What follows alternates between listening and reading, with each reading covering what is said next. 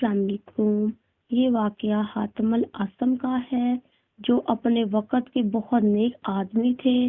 حج کا ارادہ کیا تو اپنے بچوں کو اطلاع دی کہ میں حج کے لیے روانہ ہو رہا ہوں۔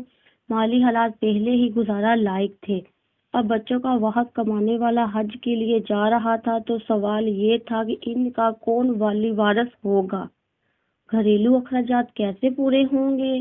بچوں نے عرض کی کہ ابا جان آپ حج پہ جا رہے ہیں مگر ہمیں کس کے سپرد کر کے جا رہے ہیں۔ اس سے پہلے کہ حاتم ان کے کوئی سوال کا جواب دیتے، ان کی ایک ننھی بیٹی پکار اٹھی، میرے بھائیوں، تمہارے رزق کی ذمہ داری تمہارے والد کی نہیں بلکہ تمہارے رب کی ہے اور وہ تمہیں کبھی ضائع نہیں کرے گا، کیونکہ ہمارے والد محترم ہمیں اللہ کے سپرد کر کے جا رہے ہیں۔ حاتم حج کے لیے روانہ ہو گئے۔ کچھ دنوں کے بعد گھر سے خوراک ختم ہو گئی۔ بچوں نے رات فاقے کی حالت میں گزاری۔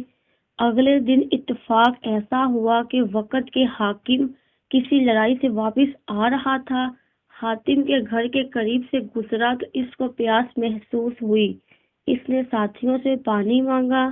حاتم کا گھر قریب تھا، انہوں نے اس کا دروازہ کھٹکھٹایا اور پانی طلب کیا۔ بچوں نے فوراً پانی مہیا کر دیا۔ حاکم نے پانی پینے کے بعد پوچھا کہ یہ گھر کس کا ہے۔ بتایا گیا کہ یہ حاتم الاسم کا ہے۔ اس نے دراہم سے بھری ہوئی ایک تھیلی نکالی اور اسے حاتم کے گھر میں پھینک دیا۔ حاکم وقت نے اپنے ساتھیوں سے کہا، جو بھی مجھ سے محبت کرتا ہے اسے چاہیے کہ وہ میری اقتداء میں درہم اور دینار اس گھر میں پھینک دے۔ اب جتنے بھی ہمراہی تھے انہوں نے اپنی اپنی توفیق کے مطابق اس گھر میں درہم دینار پھینکنے شروع کر دیے۔ چند منٹوں میں دولت کی بارش شروع ہو گئی۔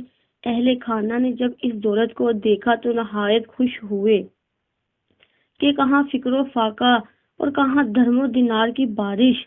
ادھر حاتم کی بیٹی نے جب یہ منظر دیکھا تو رونا شروع کر دیا۔ گھر والوں نے اسے ڈانٹا کہ ہمارے گھر میں رحمت کے خزانے کھلے ہیں اور تم رو رہی ہو۔ لڑکی نے جواب دیا، اللہ کی مخلوق میں سے ایک فرد کی ہم پر نظر کرم ہوئی ہے اور ہم چند منٹوں میں مالا مال ہو گئے ہیں۔ اگر اس مخلوق کے خالق کی ہم پر نظر کرم ہو جائے تو ہماری کیا حالت ہوگی۔ اس واقعہ سے یہ واضح ہوتا ہے کہ حج پر جاتے وقت اپنے بچوں کو خرچ دے کر جانا ضروری ہے، مگر یہ پرانے بزرگ اللہ سے اپنے مضبوط تعلق اور اس کی ذات پر اپنے بھرپور اعتماد کے باعث کبھی بھی اپنے اہل خانہ کو کچھ دے کے نہیں جاتے تھے اور ہمیشہ اپنے اہل خانہ کو اللہ کے سپرد کر کے چلے